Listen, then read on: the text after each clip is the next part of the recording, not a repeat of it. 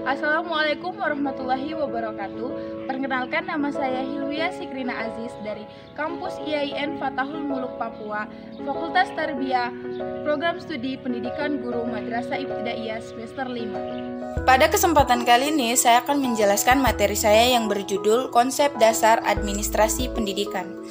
Dalam jurnal Djoko Januardi yang berjudul Konsep Dasar, Proses, dan Ruang Lingkup, saya mengutip 3 materi yang akan saya jelaskan dalam pembahasan kali ini. Yang pertama yaitu pengertian administrasi pendidikan, yang kedua apa pentingnya administrasi pendidikan, dan yang ketiga tujuan dari administrasi pendidikan. Baik, untuk materi pertama yaitu pengertian administrasi pendidikan. Menurut Sondang Siagian dalam bukunya yang berjudul Kamars pada tahun 2004 berpendapat bahwa administrasi pendidikan adalah proses keseluruhan kerjasama antara 2 orang atau lebih yang atas rasionalitas tertentu untuk mencapai tujuan yang telah ditentukan sebelumnya. Administrasi berasal dari bahasa Latin administrare yang artinya membantu atau melayani. Dan dalam bahasa Inggris, administrasi berasal dari kata administration yang artinya melayani atau mengelola suatu organisasi untuk mencapai tujuan secara intensif. Jadi, administrasi pendidikan dapat diartikan sebagai pengelolaan atau pelayanan suatu organisasi yang melalui proses kerjasama antara 2 orang atau lebih untuk mencapai tujuan yang telah ditentukan sebelumnya. Baik, untuk materi yang kedua tentang pentingnya administrasi pendidikan.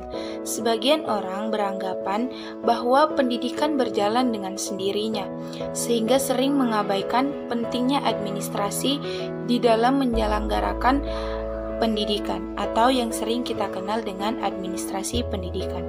Sebagai contoh, ketika memasuki tahun ajaran baru, maka sekolah akan membuat satu rencana terkait penerimaan siswa baru, antara lain membentuk kepanitiaan, memberi batas waktu penerimaan siswa baru, dan memberi jumlah khusus untuk siswa yang akan diterima di sekolah tersebut agar sistematisnya tersusun dengan rapi.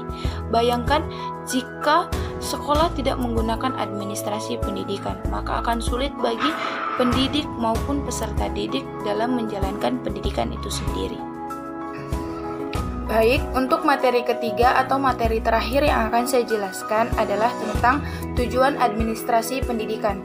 Masih dalam jurnal yang sama milik Djoko Januardi, beliau mengutip ada 4 tujuan dari administrasi pendidikan. Yang pertama, efektivitas produksi, yang kedua efisiensi, yang ketiga kemampuan beradaptasi, dan yang terakhir kepuasan kerja.